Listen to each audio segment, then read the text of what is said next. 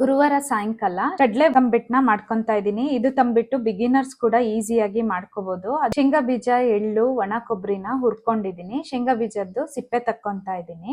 3/4 bowl ಅಷ್ಟು ಬೆಲ್ಲ ಹಾಕೊಂಡಿದೀನಿ. ಅದಕ್ಕೆ ಒಂದ್ 2 ಸ್ಪೂನ್ ಅಷ್ಟು ನೀರ್ ಹಾಕೊಂಡಿದೀನಿ. ಇಲ್ಲಿ ಬೆಲ್ಲನ ಬರೀ ಕರಗಿಸ್ಕೋಬೇಕು.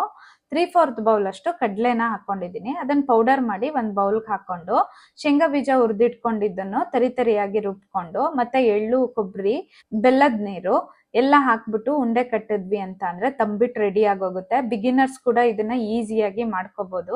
ಫುಲ್ ಸಾಫ್ಟ್ ಆಗಿ ತುಂಬಾ ಚೆನ್ನಾಗಿ ಬರುತ್ತೆ. ಇನ್ನ ಗುರುವಾರ ಆಗಿರೋದ್ರಿಂದ ರಾತ್ರಿ ಊಟ ಎಲ್ಲ ಆಗಿ ಅಡಿಗೆ ಮನೆ ಎಲ್ಲ ಕ್ಲೀನ್ ಮಾಡ್ಕೊಂಡ್ಮೇಲೆ ಪೂಜೆ ಸಾಮಾನು ಎಲ್ಲ ಕ್ಲೀನ್ ಮಾಡ್ಕೊಂತಾ ಇದೀನಿ. ಇನ್ನ ರಾತ್ರಿನೇ ನಾನಿಲ್ಲಿ ಹೊರಗಡೆ ಬಾಕ್ಲದು ಕಸ ಗುಡ್ಸಿ ಬಿಡ್ತೀನಿ. ಬೆಳಗ್ಗೆ ಒರೆಸ್ಬಿಟ್ಟು ರಂಗೋಲಿ ಹಾಕೊಂತೀನಿ. ಎಲ್ಲಾ ಕೆಲ್ಸಗಳು ಮುಗಿಸ್ಕೊಂಡು ಲಾಸ್ಟಿಗೆ ಎಣ್ಣೆ ಹಚ್ಕೊಂತಾ ಇದೀನಿ. ಇನ್ನ ಎಣ್ಣೆ ಎಲ್ಲ ಹಚ್ಕೊಂಡಿದ್ದಾದ್ಮೇಲೆ ನನ್ ಮಗಳು ರೂಮ್ಗೆ ಹೋದ್ರೆ ಅಲ್ಲಿ ಫುಲ್ ಬಟ್ಟೆಗಳು ಹರಡಿಬಿಟ್ಟಿದ್ಲು. ಕೊನೆಗೆ ಅದನ್ನು ಎಲ್ಲ ಕ್ಲೀನ್ ಮಾಡಿ ಎಲ್ಲ ಎತ್ತಿಟ್ಕೊಂಡೆ. ಇದಿಷ್ಟು ಇವತ್ತಿನ ವ್ಲಾಗ್ ಆಗಿತ್ತು.